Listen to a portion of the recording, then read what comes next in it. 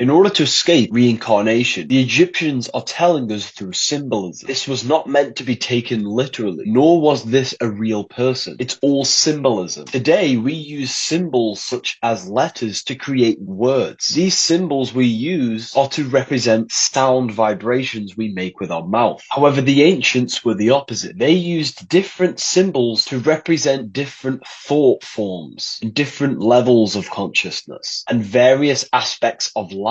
Here we see Anubis. Anubis is the ancient Egyptian god of the dead. Now, he was not a real god, but he represents death, an aspect of life that we will go through. Anubis depicted with these scales. On the left, we have a heart. On the right, we have a feather. And these scales are equal. They are balanced. This is an instruction for when we die, because consciousness is for eternal. Because consciousness is eternal. Our physical body is mortal. So the instructions are telling us to make our heart to be as light as a feather. Our heart represents our consciousness, our soul. Most people die with a very heavy consciousness. Their mind, their emotions are still attached to worldly things. They still desire money, fame while they die. And when we die in this state, our consciousness is very heavy, still having many attachments to our heart, which is the reason why many people reincarnate. Because in order to pass on to the afterlife, to the astral plane, and to ascend to higher realms of the astral, you have to give up the worldly pleasures of the physical material world. Because in that plane, you cannot fulfill your physical desires, and you will suffer if you cannot fulfill them. And you'll end up reincarnating back to the physical plane. So in order to ascend, your consciousness needs to be as light as a feather. Just like the emerald tablets of Thoth tell you, each soul is weighed as to its light. If found heavy, it must return to the lessons of the earth. If found light, it passes into freedom. The freedom is the astral plane, where you can think and manifest anything at the click of the finger. Whatever you think, you manifest. It's the plane of imagination, that screen in your mind. Your imagination is your biggest tool for when you die.